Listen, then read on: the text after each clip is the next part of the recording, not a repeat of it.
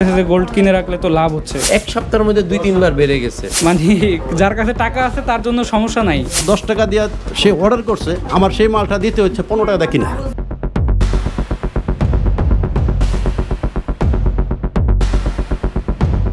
চার দিনের মাথায় আবারও বেড়েছে স্বর্ণের দাম।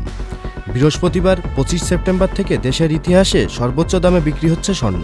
ভরিতে 5,656 টাকা বাড়িয়ে 22 ক্যারেটের স্বর্ণ প্রতি ভরি 1,38,708 টাকা নির্ধারণ করেছে Bangladesh jewellers association BAJUS.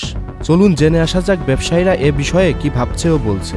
International মার্কেটে আপনার ডলার রেট বাড়াতে, ডলারের সামঞ্জস্য করাতে আমাদের স্বর্ণ দাম বাড়ছে আর কি। সমস্যা এখন কাস্টমার একটু কম আগের চেয়ে আর কি। কাস্টমার আগে বেশি ডিল করতো, হ্যাঁ, কিন্তু ইদানিং কাস্টমার একটু কম ডিল করতেছে। রেট বাড়তি থাকাতে কাস্টমারগুলি কম আসতেছে আমাদের দোকানে আর কি। সারা বিশ্বে যে যুদ্ধ চলতেছে, এই যুদ্ধের কারণেই এই স্বর্ণের দামটা বৃদ্ধি পাচ্ছে, ঠিক আছে। আর আমরা যে সম্মুখীন হচ্ছে কাস্টমারের কাছে, আমাদের কিছু মাল আগের অর্ডারই আছে। কাস্টমার আংশিক টাকা জমা দিয়ে গেছে, সে এই দরের ভিতরে মাল নেবে। তাই এই মালটা মনে করেন আমরা কারিগরকে বানাইতে দিছি, কি দিব, এর ভিতরে দেখা গেলো প্রতি সপ্তাহে দাম বাড়তেছে। কাস্টমারকে আমার ওই আগের দামে কমিটমেন্ট করা আছে, ঠিক আছে।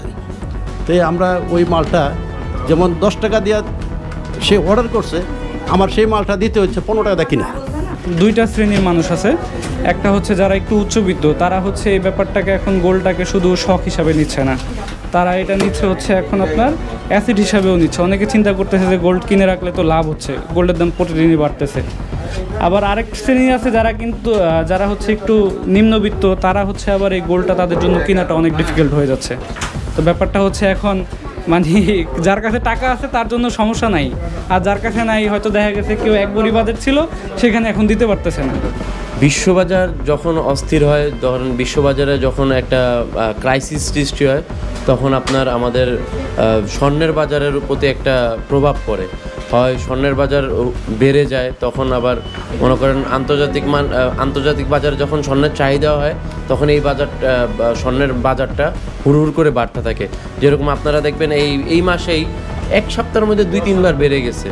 এখন আন্তর্জাতিক বাজারটা হাই দেখেই আমাদের বাংলাদেশের উপরেও এটা অবশ্যই প্রভাব পড়বে, কারণ স্বর্ণ হলো একটা আন্তর্জাতিক পণ্য।